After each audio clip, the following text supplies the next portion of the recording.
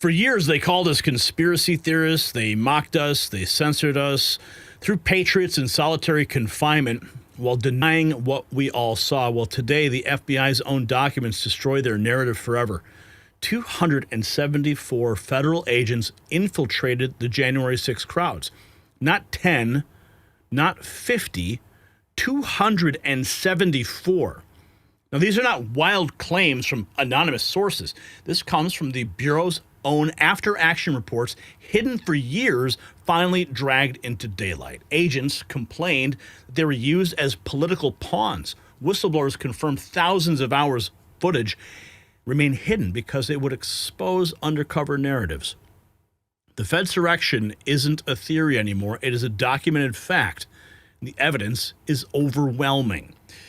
Now, while 274 federal agents orchestrated January 6, destroying innocent lives with their false flag operation, American families suffer under the regime's economic attacks. 1 in 4 low-income households now spend 15% of income on electricity, and it's by design. You see, they weaponize everything, including your power bills. Since 2022, rates skyrocket faster than inflation while they print money for Ukraine. Fight back with this little energy-saving device. It stabilizes electrical current, reduces dirty electricity, helps slash those politically inflated bills. Just plug it in, works instantly, and get a $100 utility rebate certificate as well.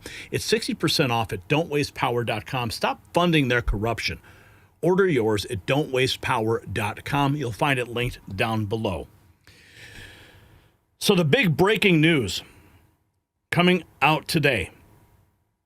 John Solomon reports the FBI sent 274 agents, most in plainclothes, dispatched to the Capitol on January 6th. The real bombshell? It uncorked years of internal frustration from agents who say the Bureau has been hijacked by political bias.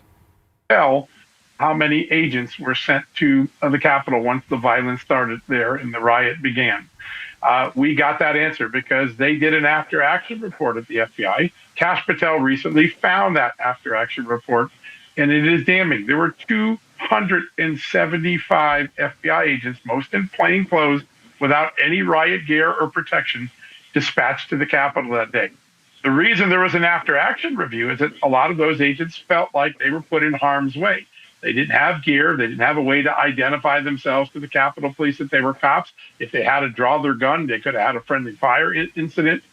And so that's an important fact. It's something that Congress needed for oversight, and Chris Wray's FBI kept it from it. But the more important issue long-term, to all my colleagues in the FBI who have tried to dispute that the FBI has a political bias problem, this episode, this review, ended up exposing more than the fact that an incompetent FBI sent a lot of FBI agents to the Hill without gear and protections, and then didn't want to admit that to Congress.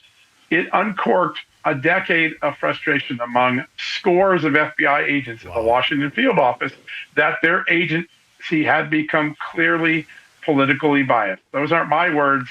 Those are their words. The agency politically biased. Not really a shocker, right? The FBI bombshell, 274 agents sent to Capitol for J6. Many later complained they were political pawns, hidden for years. The after-action report of the FBI's involvement in the January 6th riot found by Director Patel shows dozens of agents feared the FBI had become woke and liberally biased.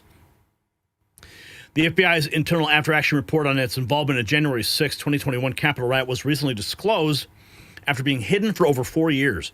The details of deployment: 274 plainclothes FBI personnel to the Capitol grounds inside the building and related sites such as pipe bomb and truck explosive responses, along with agent complaints about safety, equipment training, and perceived political bias in the Bureau's handling of the event compared to 2020 riots.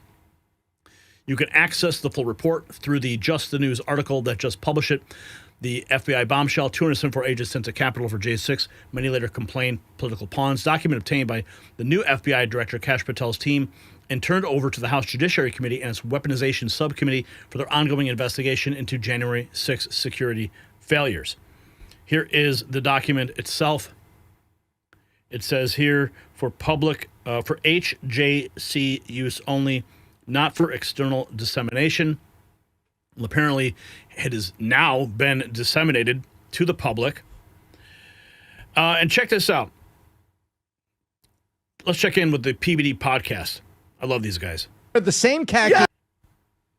All of us were aggressive and pushing it. Look at that. 200. What were 275 agents doing January 6th? Because there's videos of them that look like feds with a mask pack, breaking windows, breaking shit. It's like nothing. Everything that we said was we were right. You are so right, Vinny. And by the way, I'll just add one thing to you. Yeah. Remember, you were always suspicious about the 40 khaki guys that would all wear the same khakis and they and the masks and the flags, and they would walk down the thing and like saying angry things trying to start riots. Guess what? Look, Tom, look at this.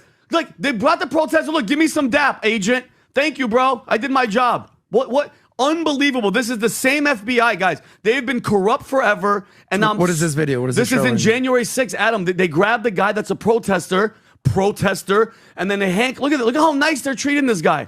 Why would you let him go? Why would you let him go? Because he's one of them, and they're fist bumping. Exactly. They were acting What's that in saying, their Tom? own play. The chickens have come home. Did you see that? Did you see that that Fed protester?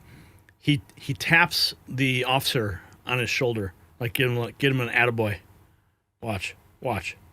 Protester, and then they look at how nice they're treating this guy. Why would you let him go? Why would you let him go? Because he's one of them, and they're fist bumping. Exactly. They were acting What's that in saying, their Tom? own play. The chickens have come home to roost. How many times? You know, people say, I don't like to say I told you so. I actually do, because we. Yep, I told you so. So whatever happened to the J6 pipe bombs? We still don't have answers to that. Alex Lay says, breaking, 275 plainclothes FBI agents were planted in the crowd on January 6th. Which one planted the J6 pipe bombs?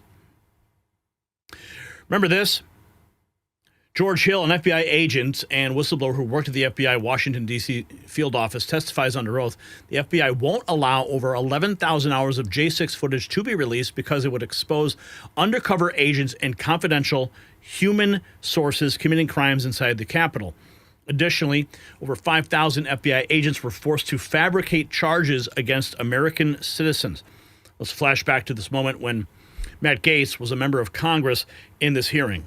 We're not starting cases. Christopher Wray indicated that there were no confidential informants and no FBI assets that were present at the Capitol on January 6th that were part of the violent riot. Isn't that right? Yes, sir.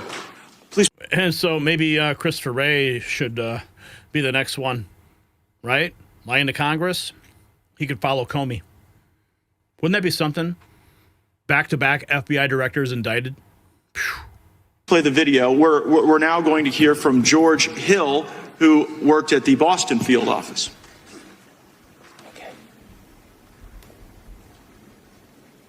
The SSA in Boston said they were going to a political rally, which is First Amendment protected activity. No, we're not uploading. We're not starting cases on these people. To which they said, well, we're going to call your SAC. And the SSA said, go right ahead, because when you're pushing back, you want to make sure that you have your six covered. So the SAC and the ASAC were intimately aware of these kinds of exchanges that were going on. And again, to his credit, Joe Bonavolonta said, no, we're not opening up cases on people who went to a rally. And I forgot a key part. The SSA for CT2 said, happy to do it. Show us where they were inside the Capitol, and we'll look into it. To which WFO said, we can't show you those videos unless you can tell us the exact time and place those individuals were inside the Capitol. To which the SSA responded back, and I was privy to these conversations firsthand. Why can't you show us? Why can't you just send us, give us access to the 11,000 hours of video that's available? Because there may be UC's undercover officers or CHS's confidential human sources on those videos whose identity we need to protect. So, Mr. Allen, you got retaliated against for saying the very thing that the Washington field office was telling Boston, when the Boston field office was saying, we're not going to go and investigate people that just showed up at a rally without sufficient criminal predicate. The Washington field office told Boston, well, you know what? We can't give you the evidence because it might disclose the very CIs and UCs that you are concerned about. But that doesn't surprise you, Mr. O'Boyle, does it? No, sir. And the reason it doesn't surprise you is that in a different part of the country, you saw that same pressure from the Washington field office. And did they ever try to get you to do something that was outside the normal order of law enforcement activity? Yes, sir. And what did the Washington field office try to get you to do that violated the law and regulations? They tried to get me to serve a federal grand jury subpoena when there was no proper predicate to do so. And the reason there was no predicate was because it was based on an anonymous tip, right? That's correct. And time and again, the Washington field office was trying to pressure you without corroboration to go start process on people. Isn't that right? Yes, sir. And so that's why I wish Matt Gaetz was still in Congress. Here's Steven Crowder. He writes, back in 2021, I said I suspected the feds had field agents in the J6 crowd. Now the FBI admits 274 plainclothes agents were there years after the DOJ Inspector General reported none. The gap is not a typo, it's a cover-up. How many were there to watch? How many were planted to stir the pot? Agents were actually there. Here's the thing, but this is November 4th, 2021, Steven Crowder. Have said, in the past that certain footage can't be released to protect the identity of agents in the field. This is my suspicion. Mm-hmm. If they've been filming all this time and they edited that and they're not releasing the January 6 tapes, probably have agents in the field. And so I would wager that just like with the Michigan kidnapping, January 6th, who knows how many field agents were actually there, right? Hundreds of thousands of people at the protests. What are we talking about? A few dozen, at most a couple hundred, who were invited in, who were allowed in, given a tour, not saying they should ever have trespassed beyond when they were said, get out of here, but it wasn't trespassing when they were welcomed in. Yeah, there's several videos showing police actually but there's a lot of footage telling them to come through. And they don't want to show us footage. Sure. Do you think I'm way off base to think that probably a lot of field agents? No, I think it's fine. Probably a few Christmas glowworms. Here's the thing, but they have said, Remarkable. He said it then, couple hundred. Here's some footage, news to share, posting this. This is from J6. One caught here breaking into the Capitol, blaming it on a civilian, was never charged. His identity never released. Do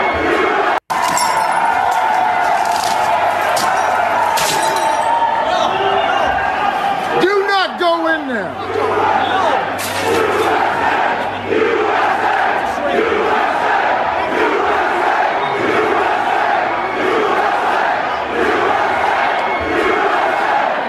A radio journalist from Michigan was shooting video that day at the Capitol. What he captured were two, most charitably called, suspicious actors, but they are dressed in such a way that led him to believe that they were government agents. And one of them, after the windows had been broken by a protester, it was encouraging people to pull the rest of the glass out and go inside. Bobby Powell, who was the journalist that had shot it, and he has his camera rolling, he told him that would be illegal. And that wouldn't be a good idea. He warned people off not to go into that window. And then he turned his camera around and he caught this agent or suspicious actor pulling a large pane of glass out, this tempered glass. It kind of folds into itself, crunch onto the ground. When he realized he was being filmed, he quickly dropped it. It seems apparent on the video that he did not want to be seen doing what he just did. So he pulled in a protester and started blaming him. He said, "What are you doing breaking that window?" The poor fellow that was being accused didn't know what was going on.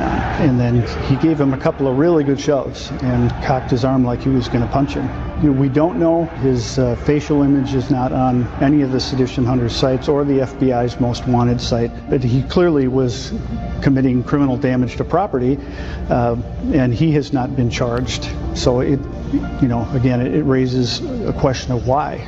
Also, the individual trying to, again, opening the window up is even encouraging people to enter, I believe, as well? Yes. What's he saying? Well, he said, why don't y'all open the rest of it up? Why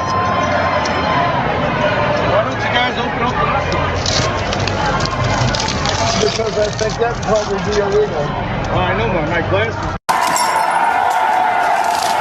Bobby Powell tremendous work that day. And I do consider him a friend of the show. He reaches out to me time and time again. And I remember he was actually reaching out about this very video quite some time ago. Remarkable to see it here again, especially in the context of what we're disclosing today, this FBI bombshell. Donald Trump posting radical left Democrat scam. President Trump knows exactly what it is. Posting on Truth Social, the Just the News article, 274 agents sent to the Capitol for J6. Many later complained that they were political pawns. And speaking of pawns, I had the privilege of having an event with Stuart Rhodes just a couple days ago.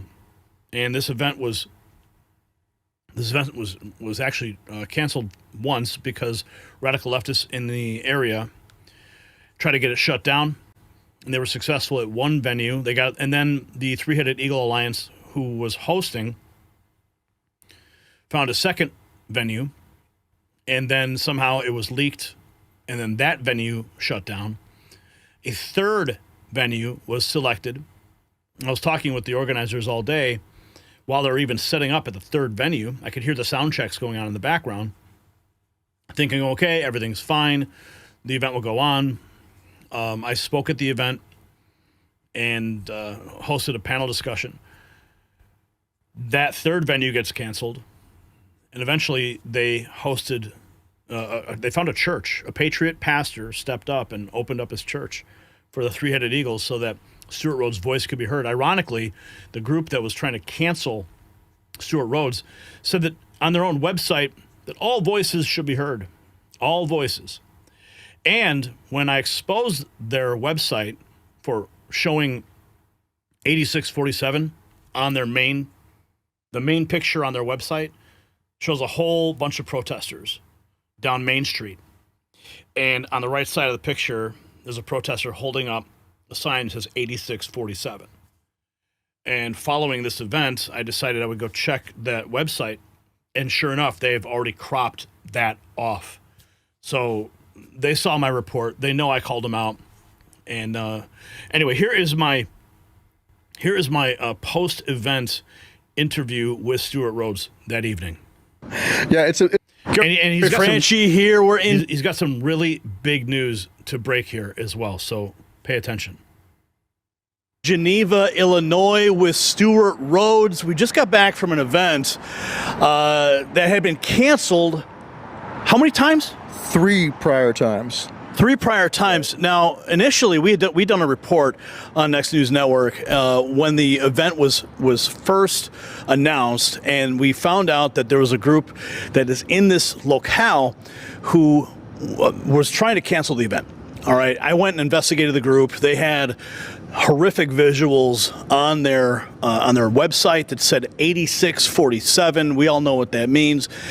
So they ended up actually canceling the first event.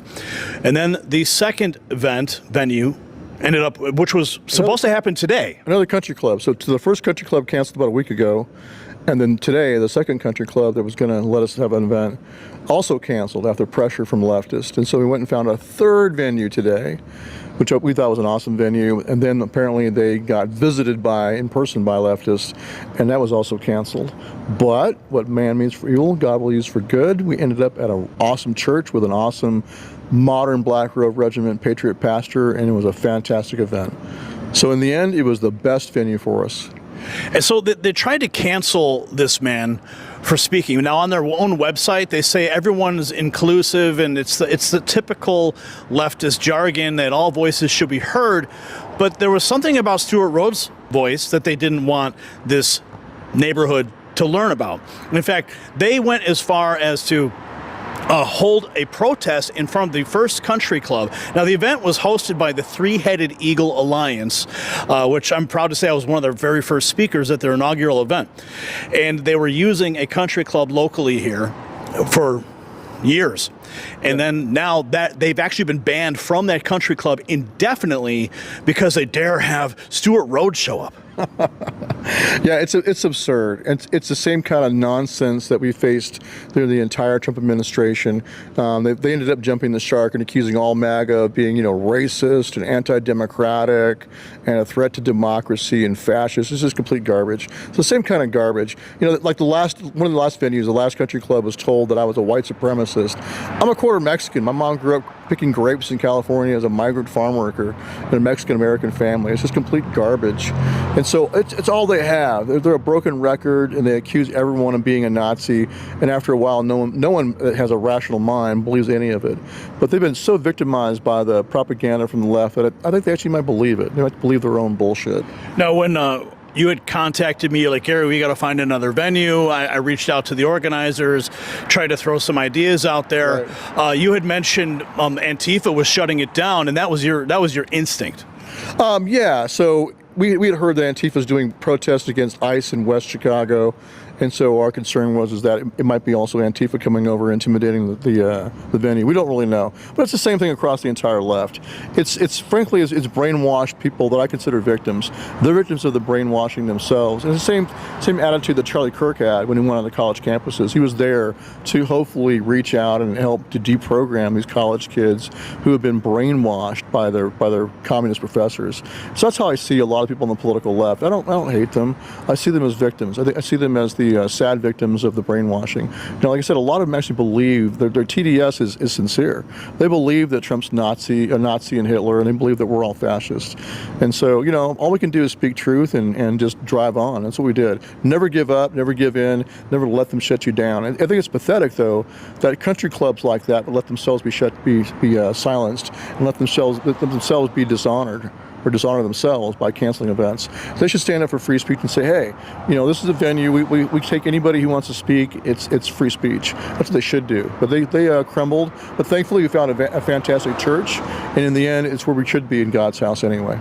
Amen. What was your final takeaway from the event? It was very successful. So like I said, once again, what man means for evil, God will use for good. By doing that, all they did is drive us into an even better venue. So thanks again to all the Antifa radical leftists that canceled the country club. I'm much more comfortable in a church with a patriot pastor than some fancy country club anyway. I don't like golf. I actually detest golf. So I don't want to be at a country club in the first place. Now, how can people support you and the work that you're now restarting again? Yes, I'm relaunching Oath Keepers. After the flood down in Texas, I was there for over a month doing disaster relief along with Doc Pete Chambers, a Special Forces veteran, and his guys. And then after the assassination of Charlie Kirk, I think it's more critical than ever to have Oath Keepers again, both for disaster relief but also for security. We need to have good, strong security. If my security team had been on the job that day, I think he'd still be around, because we put guys on the rooftop as a default, as anyone who knows our history knows. I always have guys up high. I'm an infantry veteran, so I always take the high ground. So point being, though, I think that in going in the future, while we want to go out there and talk to people like Charlie Kirk did, we never want to forsake anybody. We, us conservatives and constitutionalists and libertarians, we need to take our security very serious. So I'm restarting Oath Keepers for those purposes, as well as to educate the current serving military and police about their responsibility to, defend the Constitution. And so if you want to support me in that effort, in that mission, please go to my Give, Send, Go. It's givesendgo.com, GAF5B, so it's Golf Alpha Foxtrot 5 Bravo, phonetically. And you can help me by supporting me with some donations and help me relaunch the organization, which the left, of course, will absolutely hate. Their heads are going to spin off, but that's okay. It'll be fun. It will be fun. Stuart, it's great to see you again. Good to see you again. And God bless President Trump for setting us free on January 20th, 2025. Amen. And we got to get the full pardon now. Absolutely. I got a commutation. I'm still very grateful to him. But yes, I want a full pardon, restore me to my rights. My veterans benefits have all been stripped from me. And in fact, I was told by the VA that I can no longer be buried in Veterans Cemetery, which is a great insult to us veterans. And there are I believe there's 7 of us veterans like that were commuted, not pardoned. All the other Oath Keepers are proud boys, and we all deserve a pardon. Absolutely. Gary. So that was my interview with Stuart Rhodes. Remarkable. We'll put a link in the description so you can support him. So big breaking news today. What we suspected all along. Even this. Clay Higgins was all over Chris Wray, accusing the FBI of having ghost buses to transport FBI agents dressed as Trump supporters to the Capitol. He says, your day will come, Christopher Wray. And considering the indictment of Comey, it appears as though Wray was lying to Congress as well. So Maybe he's on that list too. Part of some operation. He said he was communicating with his FBI handler while people were entering the U.S. Capitol. Can you confirm that the FBI had that sort of engagement with your own agents embedded into the crowd on January 6th? If you are asking whether the violence at the Capitol on January 6th was part of some operation orchestrated by FBI sources and or agents, the answer is emphatically You're saying no? No. You're saying no? Not Okay. violence orchestrated by FBI sources or agents. Are you familiar with you know what a ghost vehicle is? Director of the FBI certainly should. You know what a ghost bus is? A ghost bus? Ghost bus. I'm not sure I've used that term before. Okay. Well, it's pretty common in law enforcement. It's a vehicle that's used for secret purposes. It's painted over. These two buses in the middle here, they were the first to arrive at Union Station on January 6th, 0500. I have all this evidence. I'm showing you a tip of this iceberg. Mr. Chairman. These two buses Mr. are Chairman. painted completely white. Point of order. Point of order. Sure. Just run over the time. I understand, but you'll recall that Ms. Jackson Lee's been allowed to go 2 minutes before. I've been very fair in letting people finish their questioning throughout my tenure as chairman, and I'll continue to be fair on that regard. But I will make a note to the members, if you could stay as close within your time as possible. We have a lot of people that want to ask these gentlemen questions. So with that, the gentleman yields. But your point, I've been very fair in this, Mr. Ivey, with everybody on this side of the aisle just as much. I don't think I accuse you of being unfair, Mr. Chairman. You're making a point. Okay, thank you. I now recognize Mr. May I Gray. close this statement, Mr. No, Chairman? I think your time is expired, Mr. I note that other members across the aisle have been granted time, and I object to my question being closed. This is a very significant hearing, Mr. Chairman, and these buses are nefarious in nature and were filled with FBI informants dressed as Trump supporters and deployed onto our Capitol on January 6th. Your day is coming, Mr. Ray. Mr. Higgins. I now He said he was communicating with coming. I think we have one more here. Thomas Massey. Once again, the conspiracy theorists were right. Are assets of the. It's our constitutional duty to do oversight. Now, in that video, that was your answer to a question to me 2 years ago. When I said how many agents or assets of the government were present on January 5th and January 6th and agitating in the crowd to go into the Capitol and how many went into the Capitol. Can you answer that now? I don't know the answer to that question. Oh, last time, you don't know how many there were or there were none? I don't know the answer to either of those questions. If there were any, I don't know how many. I don't know whether there are any. Add Merrick Garland to the list. I think you may have just perjured yourself that you don't know that there were any. You want to say that again, that you don't know that there were any? I have no personal knowledge of this matter. I think what I said the last time. You've had 2 years to find out, and the day. I mean, as long as we're indicting people for lying to Congress, I think we've got two candidates right here. By the way, that was in reference to Ray Epps, and yesterday you indicted him. Isn't that a wonderful coincidence? On a misdemeanor. Meanwhile, you're sending grandmas to prison. You're putting people away for 20 years for merely filming. Some people weren't even there yet. You got the guy on video who's saying go into. Yeah, Stuart Rose wasn't even there on January 6th. Yet they indicted him and put him in prison in solitary confinement for seditious conspiracy. The Capitol. He's directing people to the Capitol before the speech ends. He's at the site of the first breach. You've got all the goods on him, 10 videos, and it's an indictment for a misdemeanor? The American public isn't buying it.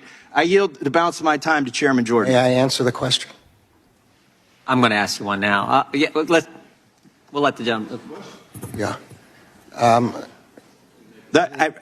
Go ahead, but in discovery, in the cases that were filed with respect to January 6, the Justice Department prosecutors provided whatever information they had about the question that you're asking. With respect to Mr. Epps, the FBI has said that he was not an employee or informant of the FBI. Mr. Epps has been charged, and there's a proceeding, I believe, going on today on that subject. The charge is a joke. I yield to the chairman. The charge is a joke. If you got value from this report, tap subscribe. My final thought is next. So this changes everything. For 4 years, Americans rotted in prison, lost their jobs, had their lives destroyed, like Stuart Rhodes. He didn't even walk in through those doors. Okay? Others did walk through those doors that federal agents actually helped to open. Grandmothers in solitary confinement, while 274 government operatives walked free. The FBI didn't just witness January 6th, they orchestrated it. They embedded assets, guided crowds, possibly even planted pipe bombs. Then they hid the evidence while prosecuting the victims of their own operation. This is bigger than Watergate. This is the weaponization of federal law enforcement against the American people. They turned patriots into political prisoners while the real conspirators collected government paychecks. The agents themselves admitted they were used as pawns. And the footage they're hiding would expose their whole operation. So here's my question. Should every J6 defendant be immediately released and compensated? Yes or no? Let your voice be heard in the comments and show where you stand. Get your Patriot gear at our merch shop. It's linked down below.